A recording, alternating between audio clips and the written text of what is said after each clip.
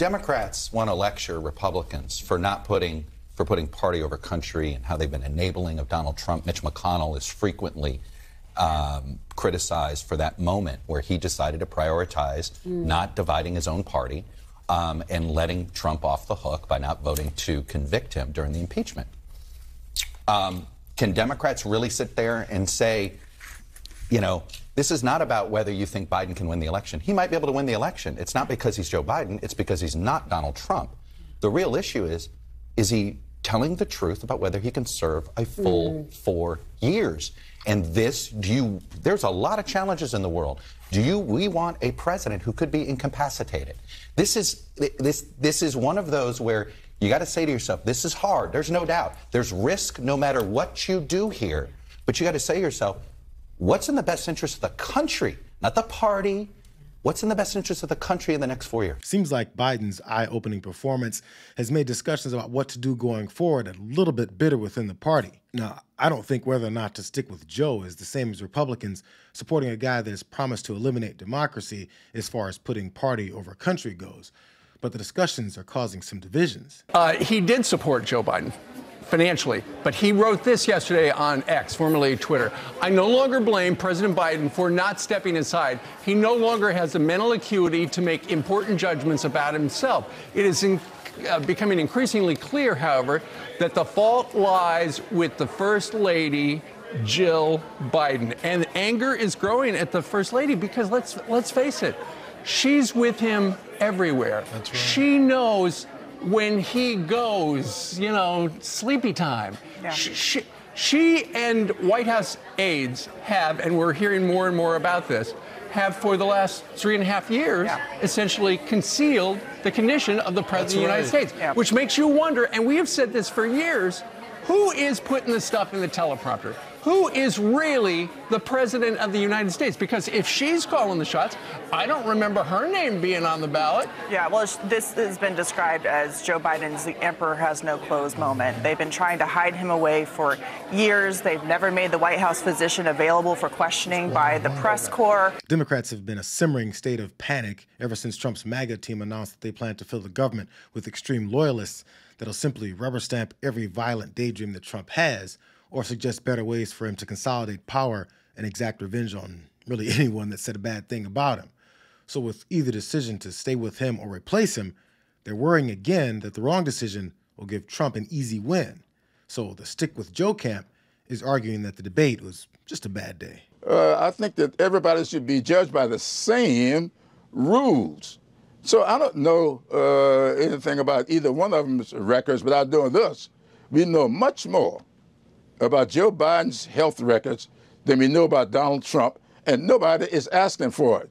If anybody displays off-the-wall stuff, it was right on display for us in that debate the other night.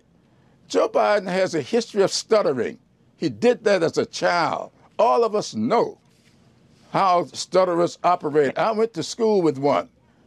So when you have trouble getting out a word, that is what comes from stuttering. But when he expressed opinions, he was on the money with the opinions. He may not have gotten the word out, but the thoughts were great. Clyburn went to school with a stutterer. We all know how they operate. The task is in analyzing where voters' perception of either decision lies. And with a party full of panicked voices, the arguments are focused on the best way to quell those worries. What is the reality of what is now happening behind the scenes? Well, I think the reality is that the race has not fundamentally changed. I think there's universal agreement. It wasn't a great night for Joe Biden. He said as much. But what we see in all the data that has emerged since Thursday is the fundamental head-to-head hasn't shifted.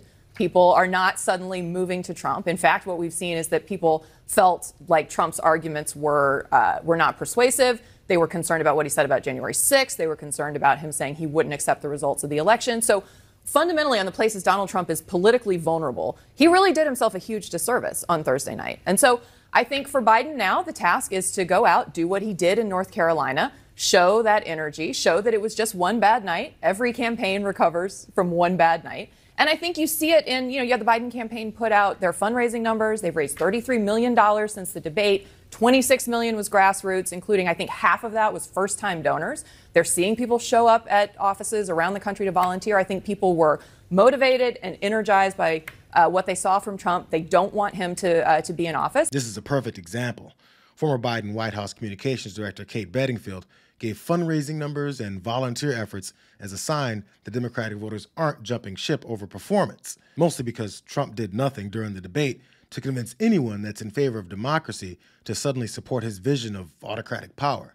Seems like a settling argument for the party, until you listen to others that are arguing the opposite. The discussions around the future of the Democratic Party with Joe Biden as the presidential candidate. You are a thinker. Our viewers respect you as such. Tell me your thinking.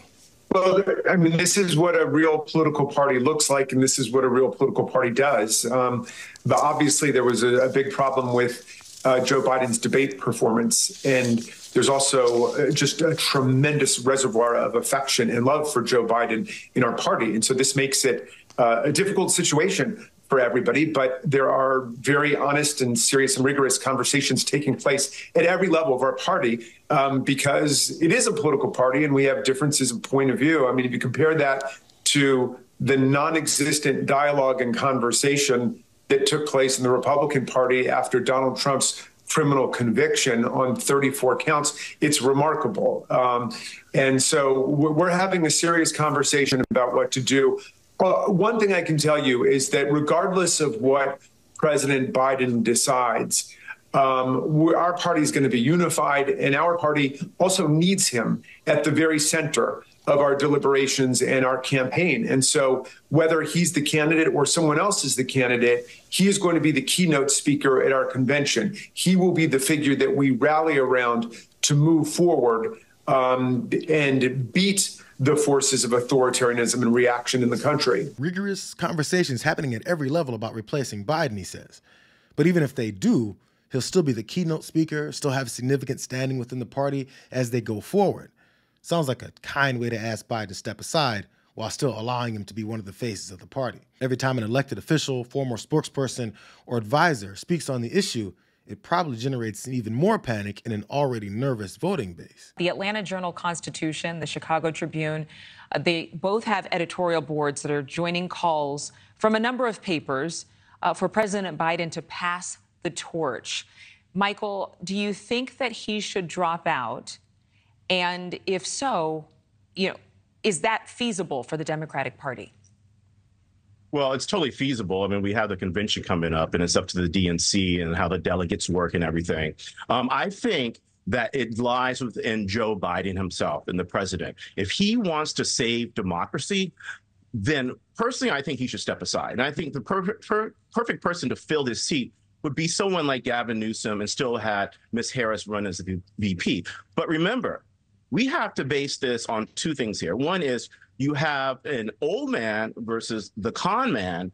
And the other issue here is you have a debate performance compared to his presidential performance, which has been so much better than Trump's performance in his previous his previous office time. The word with simply replacing Biden with someone else is that Republicans can seize on narratives about a party without a clear leader.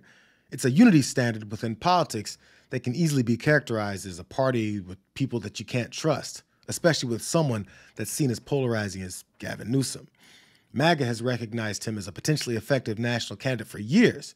That's why they speculated that he, including anyone else that they could imagine, as one of the new faces that could materialize. Many Democrats don't want to walk into making that conservative talking point a reality. But again, it all comes down to one thing. Can Democrats read the pulse of voters effectively enough to make the best decision and still win in November?